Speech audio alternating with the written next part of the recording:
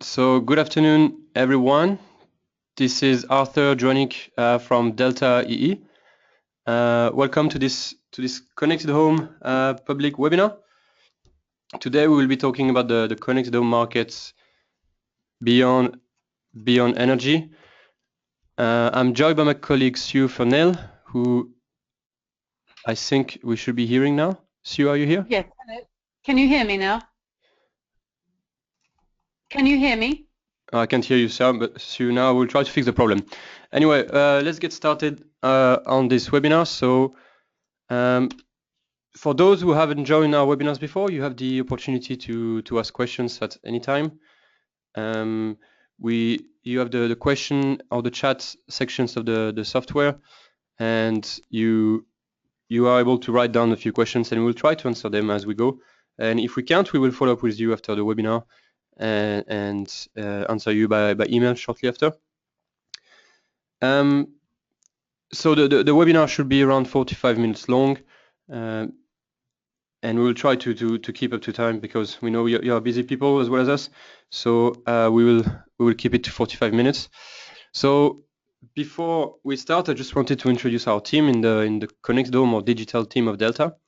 It's made of myself, Arthur Dwanik, on the top left. I'm a senior analyst and I manage the Connect Dome service of Delta. John Slow, director of Delta, Matti Kaola, analyst, and Sue Fernell, who is on the call today.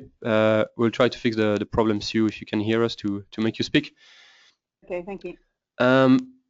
So the agenda for today, we will first give a quick introduction to Deltaee and the Connect Dome service for those who haven't heard about us or who haven't heard about what we provide in the Connect Dome space. Next, we will talk about the study of this webinar, so the Connect Dome market beyond energy. We will give a short introduction and talk about the four following points, so the battle between peace of mind and energy, but showing that it's not only peace of mind and energy anymore, it's also about the wearables, entertainment, and others. We will talk about integrating apps. We will talk about the battle for being a leading channel. So retailers, insurance, and telco companies are actually active in this. And finally, we'll talk about the US experience and how this is valuable for Europe and especially the energy side of the market. And we will just summarize in the last few minutes of this webinar. So some of you may already know us very well, but before we get started on the topic, we just want to take a moment to briefly introduce Delta. We are a research and consulting company specializing in distributed energy and heat. We generally help our clients navigate through the transformation that the energy industry is undergoing, especially as it becomes more customer-centric and service-oriented. We cover a wide range of technologies, as you can see on this bubble diagram. So that's focusing mainly on the customer side of the meter, but increasingly as well on how the demand side interacts with the rest of the energy value chain. We have a hybrid business model where we combine research services and consulting work. So on the left-hand side of this slide, you can see all the research services we have, which is divided in three areas. One being digital, one being distributed generation flexibility, one being heat. So I will talk a bit more about the digital side of things, since that's what we're focusing on. And we also do a lot of consulting on different topics, strategy, business models, a lot of different things that could be listed on this slide.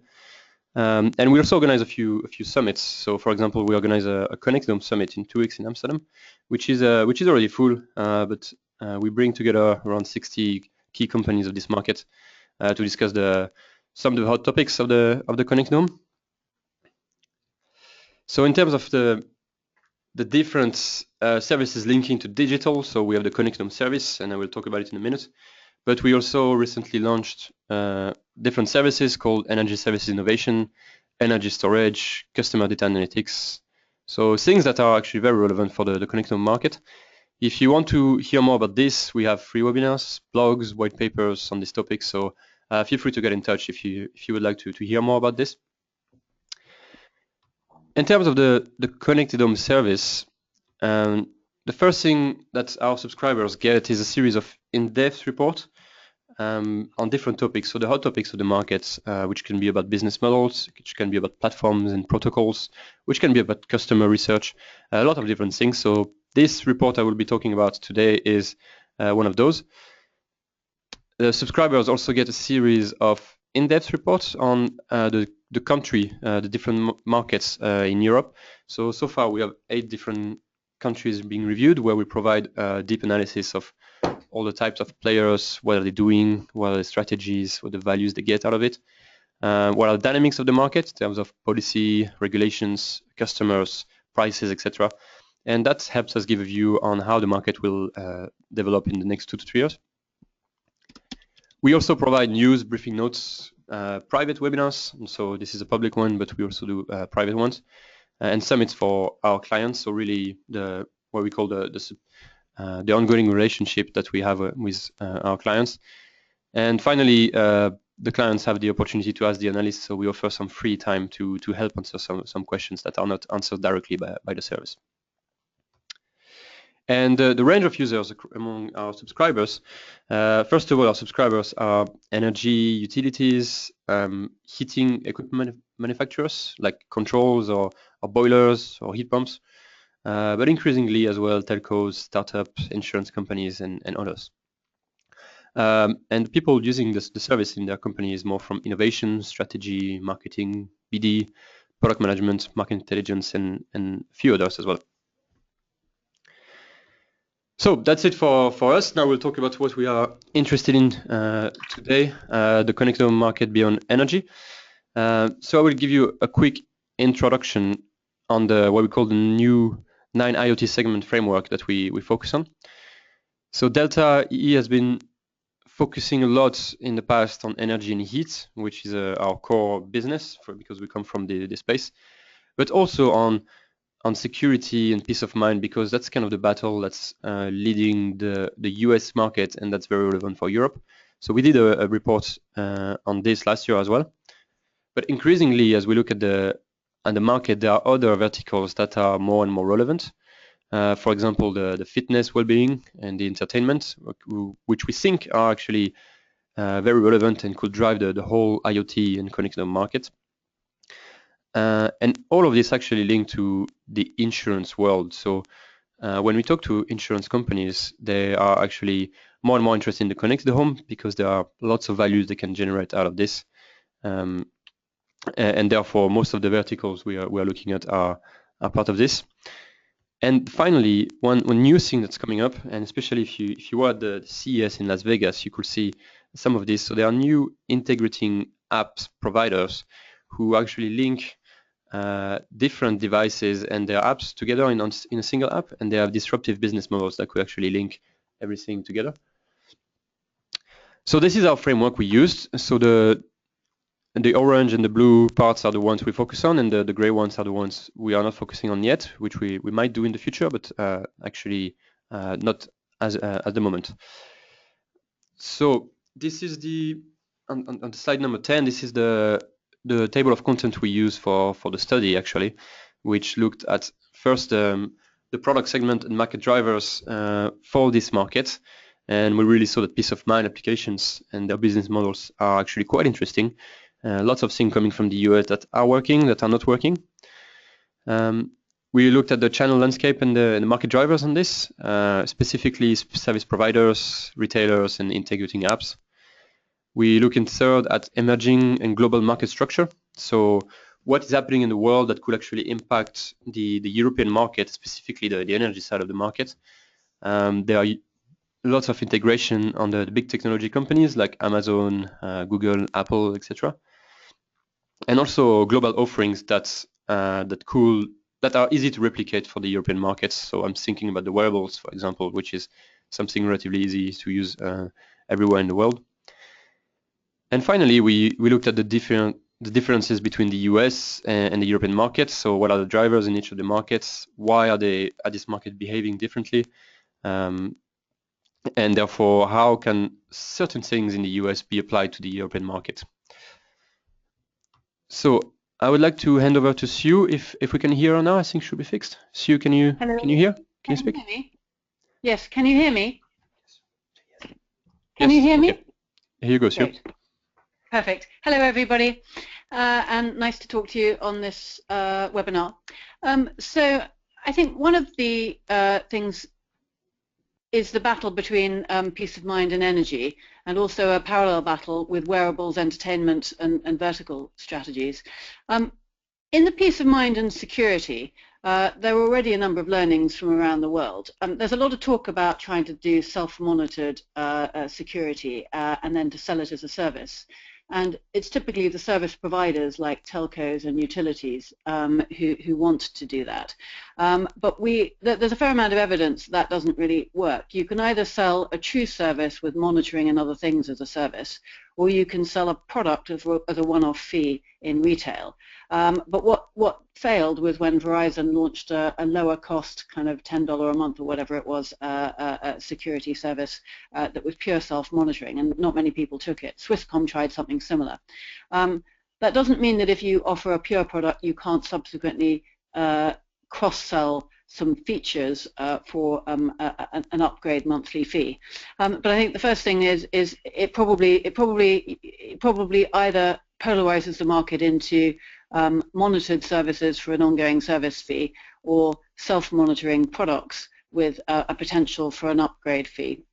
The second thing is that monitored security has taken off enormously in the US with quite high penetration and has been driven by the telcos and security companies, but appetite's been quite low in Europe.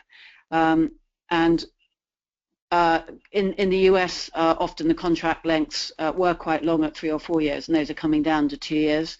They've managed to get value-added revenue from services like video, because they've discovered that apart from just wanting to record burglars or fires on video to work out what to do when somebody is not in the house and there's a problem, people are spending enormous amounts of time, sometimes an hour a day, looking at the video of their pet or their child or their nanny, and so the telcos are charging monthly subscription fees to have as much access to that video over quite a long time as you want, with it held in the cloud. So that's the kind of add-on monetization model.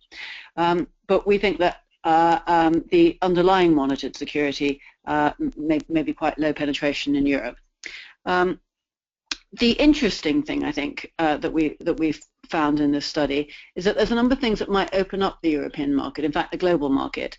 So there's a number of players, often with Kickstarter type funding, that are launching either all-in-one products, which has got environmental monitoring and motion sensors, maybe some light sensors and maybe some sound sensors, products that you may have heard of like Piper and Canary, and they can be of the range of sort of £200 or £300 or dollars, that sort of order of price, and then those one-off products represent a low barrier to entry. They're homogeneous globally, so they can easily just be sold through retail or through Amazon, and particularly in the US, they have the ability to have add-on monitoring. So ADT, the big security firm in the US, has launched a service called I think it's called Canopy, and you can add that for a pay-as-you-go subscription fee to a wide range of services that up to that point were self-monitored. So you've got the beginnings of a pay-as-you-go type of monitored security service, which can be added to something sold as a product, sold in a generic channel such as retail, and I believe that the European market may well get opened up with this new trend.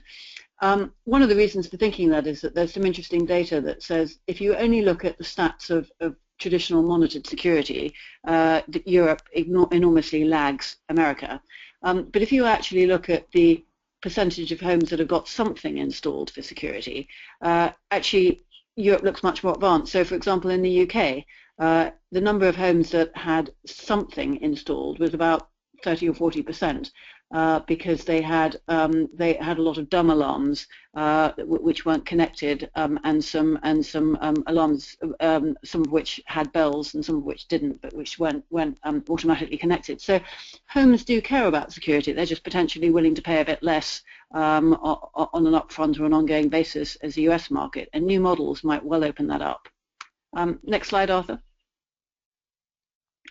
I think the next interesting thing is to look at the adjacent markets, because it's quite traditional in connected home to view connected home as the early battle between whether security stroke peace of mind or whether energy in the form of connected thermostats and other products is going to win.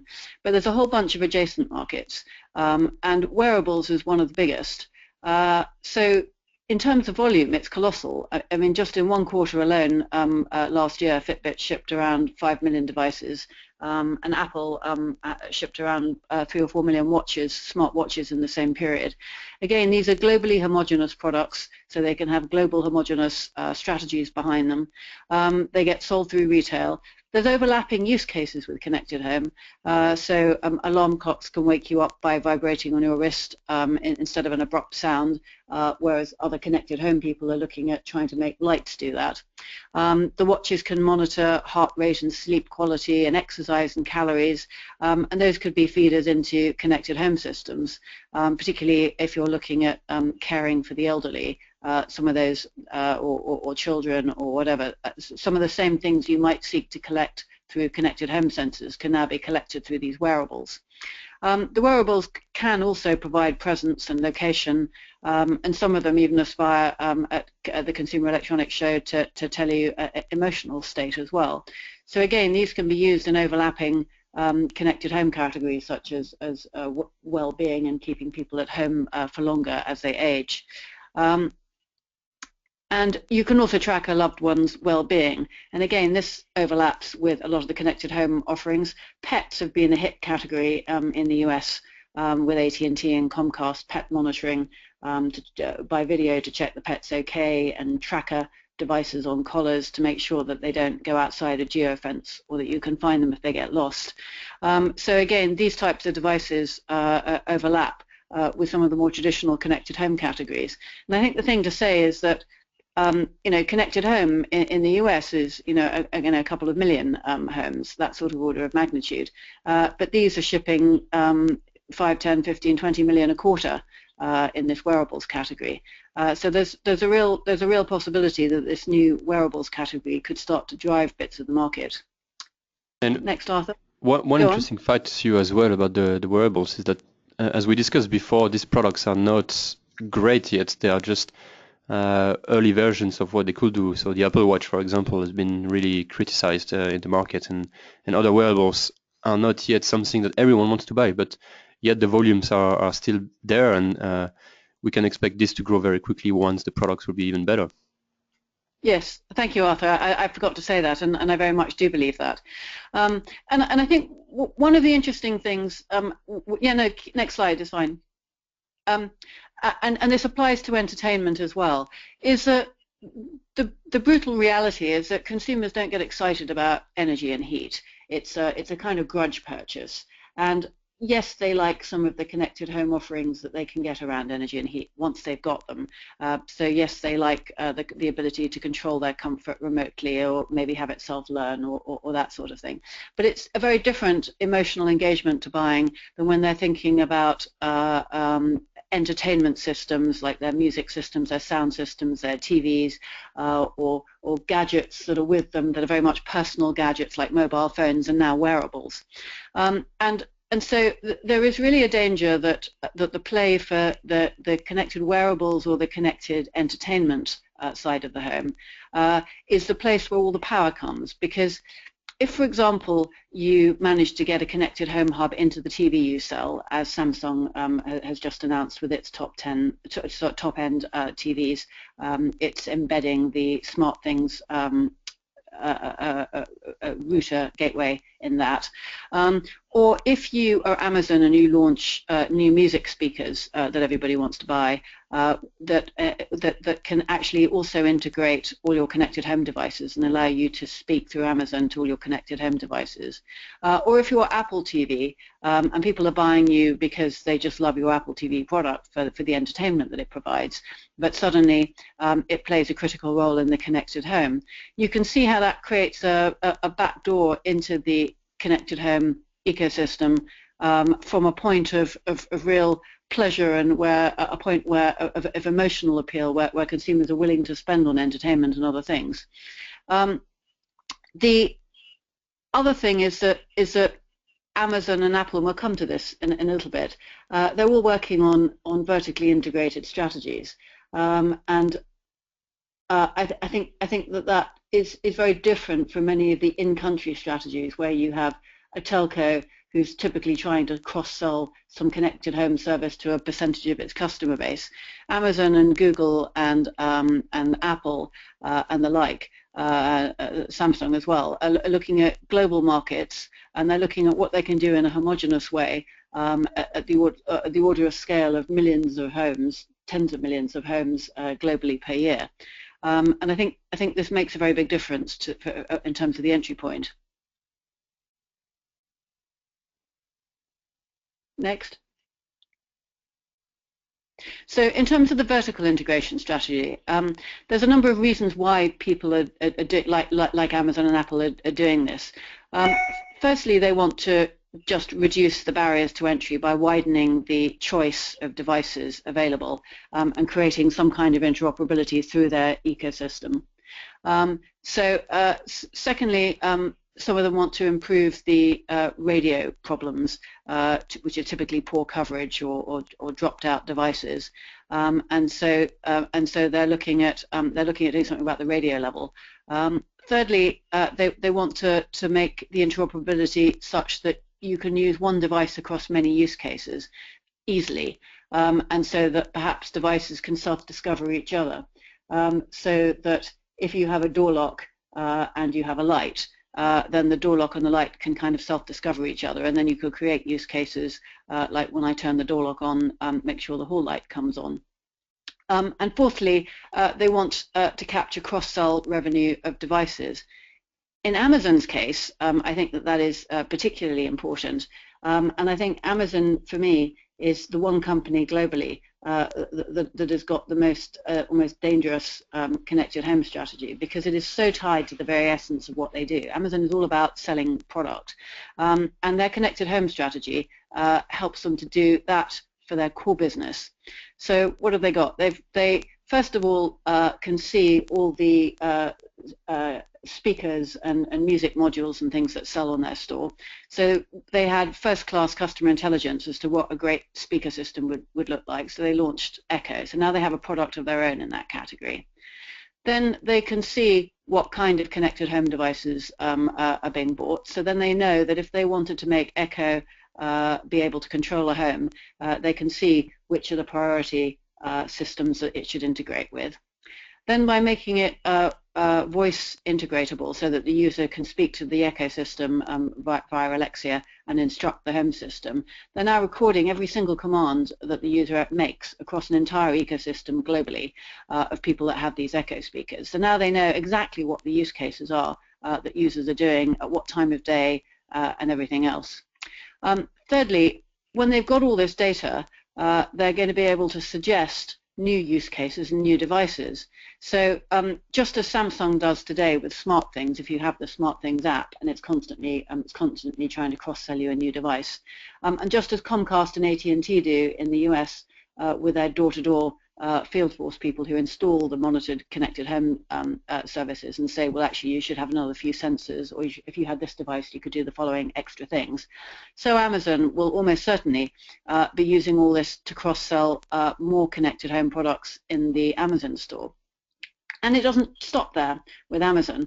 Amazon also has launched these dash buttons that you may have heard about, where a consumer presses this £5 button, which can be free if you're on Amazon Prime, and that automatically reorders your washing powder or whatever you designated to the particular button. And because ultimately Amazon wants to embed this in new generations of white goods, so that there were many washing machines on display at the Consumer Electronics Show that actually held far more washing powder than they needed for a particular wash.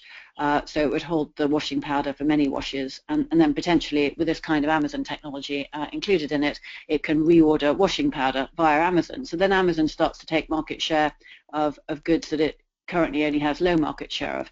So all this is to say that Amazon is in the business of just grabbing more and more of your sales wallet, and its connected home strategy is tied to that, and it's a very formidable strategy, and I think people should view them in awe as a competitor. Google and Apple have got slightly different vertically integrated strategies. Google, as you all know, owns a thermostat, Nest, and smoke detector and a camera, and it's got a radio level which is low battery requirement and good penetration, and it's a mesh network, so that they're hoping to solve some of the radio issues.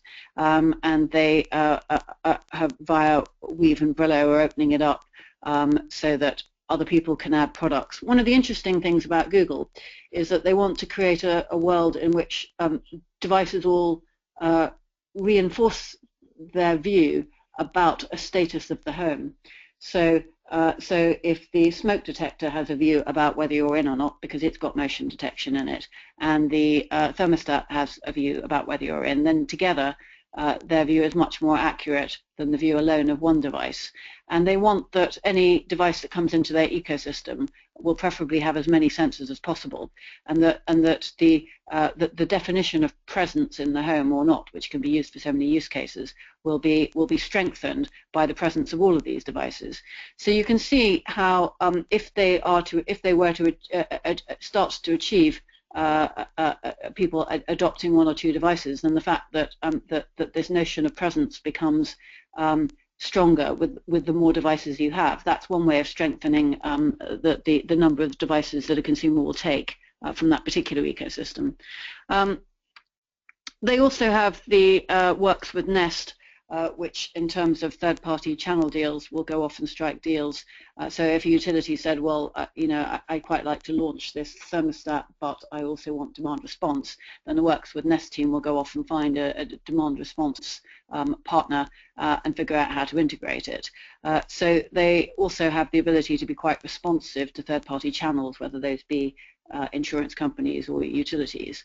So that's kind of the Google play. And then ultimately, Google has launched all sorts of patents about how they want to potentially want to disrupt the insurance market and other markets too. So, for example, they plan to be able to rate a house in real time according to its risk, because they will know that a house nearby had a burglary or had a child snatched. So then it can put all houses within 10 miles on red alert. And another example is that there's a patent whereby they can rate the efficacy of the monitoring system of a home. So, for example, they can say, well, in home A, the security system is not that good because we can see that the windows are open all the time, or the sensors are not in the right place. We can see that from the data that we can see. But home B, it's on one of the best radio technologies, so it's hardly ever going to go down, and we know, we can see from the data that the sensors are roughly in the right place, or the person doesn't have the windows open all the time. So house B is a lower risk house, and it would be a small step from that to auctioning off such properties to insurers in the future, and that kind of move could change the insurance model altogether. So Google has disrupted many things, and we think that they have the ability to disrupt insurance. On insurance and sales, Amazon also has the ability to disrupt, because they want to do goods as a service. So instead of consumers potentially buying extended warranties from Amazon in the future, the belief is that you might just buy your fridge or washing machine as a service on an ongoing monthly price, and when it comes to the end of its life, it just gets replaced. So again, that actually places a dent in some of the big revenue opportunities today for insurance companies. Apple also has a vertically integrated strategy, ranging from the new low consumption Wi-Fi chip it's got to the HomeKit ecosystem, where devices can self-discover each other and work together. It's got the Apple Watch in the wearables category, and the Apple TV, which can really be Trojan horses for gaining connected home customers. And then they want to sell more products, so I'm sure that in time Apple will launch one or two of its own devices around the home that represent connected home. perhaps one day they'll launch a canary-like security system. And then Samsung is also vertically integrated, and I'm sure other consumer electronics players will go there too. It participates in a number of standards. It's got a multi-protocol gateway, so it's saying to the market, we are open, and it's saying to the consumer, you can attach many devices, not just Samsung devices. However, it presumably aspires to use a cross-selling model that pushes more Samsung devices than other devices, so that when it says if you had this other device, you could do this new use case, it will presumably try and push a Samsung device rather than the competitor's device. So although it's open, it will be particularly beneficial to Samsung. Next slide, please. And one thing I want to raise that for our subscribers, from this year on, we will bring a quarterly update of all this battle between the key platform providers, the big technology companies, and the standards. So we will be talking about this more and more often as the market develops. Thank you. So another really interesting trend is the year of the integrating app. And what do I mean by that? Well, there's a number of things that could be integrated. There are web apps for business, the email and direct marketing shots and things. There's tons of internet apps for consumers, whether it's Twitter or Instagram or LinkedIn or Facebook or different sorts of things that you could post. And then there's devices that you might want to integrate. You might want to have a use case where if I turn my bedside light off, my thermostat goes down, or if I open the lock, the hall light comes on. And then there's also the possibility to integrate public data, for example, from public transport. And there's a number of different sources of revenue model going on in terms of trying to help consumers integrate these things. Some of them are not for profit. Some of them are designed to try and sell a connected home hub to the consumer. So that's the source of monetization. It's not really about the app. It's that if you take the app, you have to buy a connected home hub, and somebody wants to sell you one of those. Often it's to sell your own devices. So an app that encourages, for example, the Samsung app, when we get there, encourages you to buy more Samsung devices for new use cases. In some cases, companies believe that it's a freemium app, but that in the end, 10% of customers in the future will pay a premium charge to receive more logic complexity, or to be able to implement a wider number of rules, or to do some other value-added service. Yet, in more cases, the idea is to use the app to use data and behavioral nudges through the app to cross-sell third-party devices. So let's just see the first batch. Can you click once of the first batch of customers that came into this? IFTTT is probably the most well-known. So they started helping consumers integrate a wide range of use cases, so that if I post a photograph on Instagram, it also gets posted on Facebook, for example. Or if I see that my company is mentioned in a tweet, then automatically save that to a Google spreadsheet, that company or the person who made the tweet, so that I can have a Twitter campaign to people that have mentioned me in some form later. Or if I'm a plumber and I can find a tweet looking for somebody, where somebody is looking for a plumber, then immediately tweet them back something so that they know they can contact me. Those are the kinds of if-then statement in the consumer world, and some of them are some of those companies like Zapier and are trying to do it in the business world as well. Particularly the business ones are able to charge monthly fees today, and IFT is free, but is probably freemium, really, in that it's hoping that ultimately a percentage of its customer base will take more advanced logic or a wider range of rules yet to be launched. Trigger Happy is a consumer application, and it's not for profit, but it's also not very high volume. IFT leads the world in volume. Could you click again, please? The new and interesting thing is the number of integrating apps now trying to integrate devices. So IFT already does integrate a range of devices, The word on the street is that IFTTT is not very good at that because it was set up originally for consumer applications, so there's a long latency, and it might take 15 seconds, sometimes even 15 minutes, before it realizes a state has changed in a device. And whereas it might not matter if your Instagram photo gets posted 15 minutes after your Twitter photo, it probably does matter if the hall light comes on 15 minutes after you've turned the lock. But IFTTT says that they've got two categories of applications, and some get higher priority status, and there's not so much of a latency issue. There's a number of, because of some of the issues with using IFTTT, and because people say that it hasn't been very well targeted at consumers. For example, if I sign up from the UK, on one of the early things it offers to do is tell me alerts of when the US Senate votes on something. So it clearly doesn't know that I'm in the UK and I might want something different. Similarly, if I get a weather alert from it saying take your umbrella, but it comes at a US time zone time, so it's a bit odd when the message arrives. And if I go to Portugal, it's still sending me umbrella notifications for the UK. So it's not very bright and it's not very well targeted, and it's not that easy to use or to navigate. And as I said, that there's a lot of instances where it's being used for real-time device control, where the latency is not good, and it doesn't offer any end-to-end service guarantees to some of the big providers. So companies like Philips or Samsung risk bad brand issues if their devices don't work with IFTTT, when in fact it's because IFTTT is not offering any end-to-end control. So a number of companies are piling into the space, such as Cosify and Encube and SmartThings and Muesli and Yonomi and Triggy, all trying to solve some of the issues that IFTTT has in integrating devices. So just to go through a few of those, Encube and Cosify, and to some extent SmartThings, are apps that are trying to persuade you to take a device.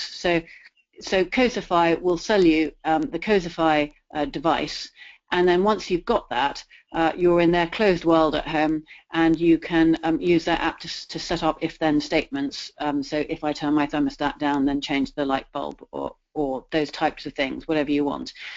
They say that one of the benefits of integrating the app around their hub is that the data is staying in the house, and that improves on some of the latency issues that you have if it has to first go out to the internet. A new company called Triggy in the Netherlands is aspiring to integrate not just devices but also data from other industries. And interestingly, Triggy is European, so whereas IFTTT really started in the US and has given most priority to integrating US devices, although there are some European devices there. Triggy, because it's going to start in Europe, is going to focus on integrating European devices to start with, and it's also the only one that's looking at data from other industry. So it's looking at it's going to be talking to national authorities in various countries to see what other data might be useful. So I don't know, perhaps you get a red light bulb if your tube is about to be delayed or something like that. Although I'm inventing that particular use case. Muesli is particularly interesting because it's aspiring to be the partner of retailers. So it's putting in point-of-sale retail interactive screens into retailers for connected home. And it's also using the app in a very proactive way, a bit like SmartThings does, to say, well, if you've got these 3 devices, did you know you could do these other things with them? And if you had a 4th device, gosh, you could do this too. Press here if you want to get this 4th device. And Muesli is tying that sales into a particular retailer. So it's very much trying to become the friend of a retailer channel it signs up in 2 ways. Firstly, that through the app, the cross-sell goes to the retailer, and secondly, to the Muesli point-of-sale terminals in the retailer, the customer is taken on a really good customer engagement journey about what connected home means and what you could do with it and why you could buy. And then we have Google, Apple, and Amazon also looking at all of that. So none of them yet got integrating apps, although arguably Amazon sort of does with its Alexa speech layer. And we know for sure that Amazon is in the business of wanting to cross-sell product. So I can only assume that's not long going to be long coming, and I'm sure Apple and Google will want to cross-sell product too, to the extent Google keeps Nest, and to the extent Apple may launch new connected home devices as well as the ecosystem it's supporting. Arthur, do you want to add anything to that? No, Great. I think that's very good and very complete review.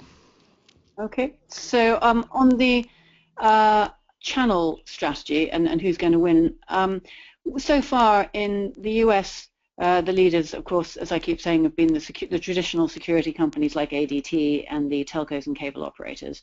And in Europe, the leaders have been far and away the utilities, with British Gas and Eneco out there in the lead, and EQ3 in a particularly odd position because it supplies these thermostatic radiator valves across Europe and in Germany, and under both directly and via channels. But leaving that aside, the battle has sort of been between security/peace of mind and energy in Europe. But I think that telcos and insurance companies are going to start to play a much more significant role. Already O2 have teamed up with AT&T, one of the giants of the US connected home industry, and they're on the AT&T platform. That, of course, means they haven't just got access to the platform, but they've probably got access to all the marketing know-how from AT&T of what worked and didn't work in the US market in terms of pricing. And there's a lot of knowledge about how you price things, what level of upfront fee is a huge barrier to sale, what you need to get it down to remove that barrier to sale, what if people have these three products, what's the next product they're most likely to get, how you increase upsell on a visit to do monitored security. So that relationship will catapult them into success, not just because of the platform, but because of all the learning and knowledge of the US market. And O2 is known to be launching a connected home service in the summer this year in the UK. Deutsche Telekom in Germany, of course, has partnered with Quivicon, the connected home platform. They've embedded the Quivicon hub in the broadband router, which traditionally otherwise would have been a barrier to people adopting Quivicon, that they'd have to buy a separate hub. But now, if you're a broadband subscriber, your new router, your broadband router, will come with the Quivicon hub, and they absolutely aspire to take a lot of the market. And Orange has already been active in the connected home market in multiple countries. Interestingly, Orange is also active in the energy market, and as are some other telcos around the world. And more can be said on that in another report. The threat to the broadband operators is that Google and Apple will otherwise try and come and get their lunch, and so they very much want to control the home as much as possible and keep out the likes of Google and Apple.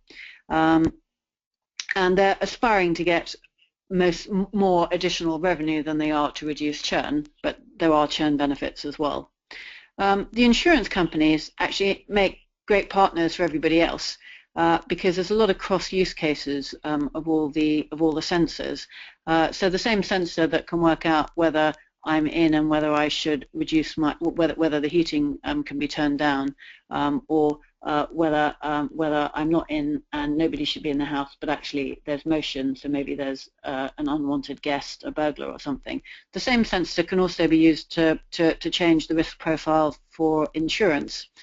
So today, insurance companies don't know where the highest risk home is. Is the highest risk when somebody's at home, or when they're out at work, or only when they go on holiday? When is the highest? So it can provide data to insurance companies to learn how to reprice their insurance policies. Some of it can reduce the risk on particular use profiles. So it's commonly known that the biggest source of claim in insurance is escape water.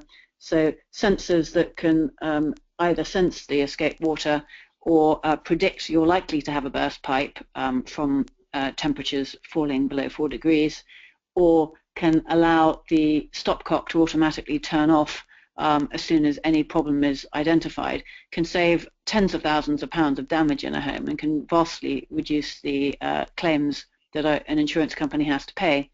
And so the insurance benefits can when coupled with some of the telco or the utility benefits, create a combined business model that looks more interesting than the sum of its parts. And there is real room in the market for someone to come with a combined product that's been rethought from the from scratch, that has innovative upfront pricing and monthly rentals and insurance embedded. Such a product is quite likely to reduce the churn for everybody, both for the insurance company and the partner. There's a lot of benefits in potentially in partnering insurance companies to everybody's business model. I think it's interesting that British Gas it is not just offering boiler cover policies today. It's now offered a new home insurance proposition, as in contents insurance and building insurance, which they've done in partnership with AXA. And AXA is well known to aspire to do boiler cover policies. It's got field forces that it can do all kinds of things in the home with, and it wants to expand itself as a partner to other players. Next slide. Great. I just want to add one thing as well. As we developed this report, we really discovered that the telcos and insurance world is something that's very important, and that all of these companies will develop lots of value as we go in the connected home. So one of our ideas as the next big study like this one is to actually map out all the telcos and insurance companies, maybe securities as well, looking at the strategies, the values, and kind of ranking them on more or less committed between each other. So that's something we'll look more and more, because that's likely to drive the whole connected home market, especially in Europe as well. Thank you. Next slide. So I've mentioned the US a number of times, and I think many of the learnings will shape Europe, although they are two distinct markets, and one has to know what sort of differences to account for that might impact your strategy. In terms of competition between telcos and security companies on security, the US is very different to Europe. The security market's much more mature. There's nothing that quite looks like that yet in Europe. And I do think that the European market may evolve really completely differently via these all-in-one security products that can gain additional pay-as-you-go security. So I think the European market may evolve quite differently. In terms of large committed players with advertising budgets, both regions have that. So in Europe, companies like British Gas are spending very, very heavily.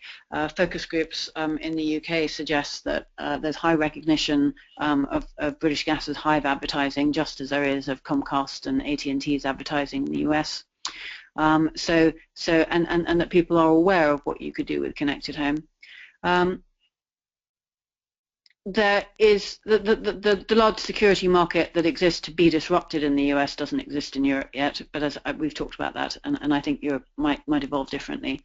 The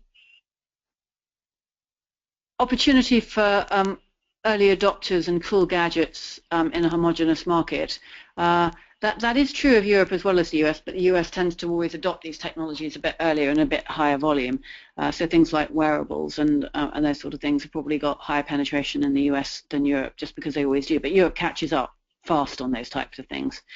So to the extent that we believe that entertainment or wearables may start to drive Connected Home from the sidelines, will be relevant to Europe as well, just maybe more relevant a year or two later.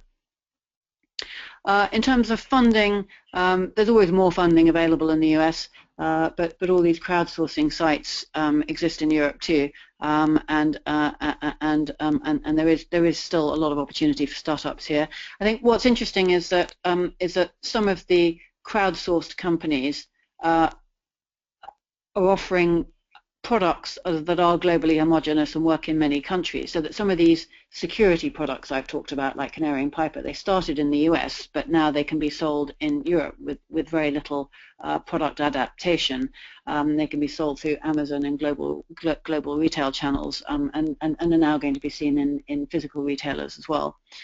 In terms of the energy market, that of course is quite different. There are some liberalized US states like Texas, which look and feel a little bit like the European energy market, but there's an awful lot of states in which there are still kind of monopoly providers in heavily regulated states. So that's one of the reasons why energy connected home looks so different in Europe, because it's just a totally different market in terms of regulation, and most of the markets are now deregulated, and energy providers can provide energy services as well, and there's lots of competition and innovation around tariffing and bundling.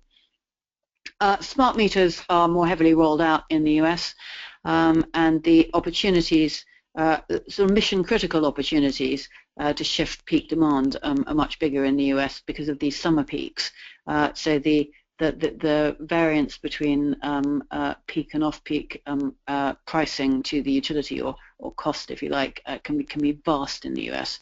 And so doing things like demand response has much more upside in the US, where there's much more discretionary load because of the summer peak, and where the discretionary load is things like air conditioners. So there are differences in the market, but there's also a lot that can be learnt in terms of what consumers adopt, when, how the cross-sell works, what messages work, what use cases work. All the peace of mind use cases, like checking up on your dog or your child or your nanny, are proving to have quite a lot of appeal over here. Everyone laughs at Americans and their pets, but actually in some European countries, Europeans can care as much about their pets too, and both insurance companies and telcos have told me they think a lot of the pet use cases will transfer here from their market research. Next, please. So what are some of the takeaways of what we've talked about today? I think, firstly, just from what I have been saying, the market drivers do vary between the main markets, but there's also some more common threads than you might think. I think the second thing is that a few committed players can make a very large impact on the market size, and particularly when those players are global monsters like Apple or Amazon. Each country has a specific structure for security and for energy and heat and retailer, and so the strategy needs to be adapted for that market structure. In one particular country I know of, there's a retailer that's got a very, very aggressive strategy as to what it wants to do with connected home, and that probably wouldn't work in some other countries. But what they plan to do is a threat to utilities and all sorts of other people. A lot of the Internet of Things companies are likely to drive the connected home, which is what we've been saying. So don't just think about products that fit ecosystems you keep hearing about, like Netatmo and QB and things. I think you need to think more widely now about Internet of Home ecosystem, Internet of Things ecosystems. Service providers are going to work much harder to justify the ongoing contract or fee, but there are plenty of opportunities. So it's not going to be possible to offer a simple product and then try and sell that amortized for kind of £10 or £20 a month. Most consumers don't want that. You're going to have to either add real value that justifies a monthly fee, or move to pay-as-you-go models where the customer buys the hardware for not very much, and then on a pay-as-you-go basis is willing to add more features, for example, to add monitoring when they go on holiday. Somebody suggested to me the other day quite a nice use case that why couldn't your mobile just realize that you've left the country and then immediately ensure that your house gets extra protection because it realizes you're not in the country anymore. So that there's opportunities for all kinds of pay-as-you-go, some of them automated and some of them not. And then lastly, and very importantly, users want to simplify their lives, and they don't want to interact with 50 different websites and 50 different apps, and they're going to move towards integrating layers as these become easier to understand and to use. Some of those integrating apps I told you about, as soon as you switch them on, they have the ability to recognize everything that's in your house already. So it'll recognize that you've got a Sonos system, it'll recognize you've got a Philips Hue bulb or whatever, and it'll just say, this is what this device is, can I add it? So then the apps have an inventory of what you've got. They can suggest use cases, and increasingly users may end up using these integrating apps more than the underlying apps, and so that is potentially a threat to some of the to apps like Philips Hue, if the use gets taken out into the one layer up into the integrating layer.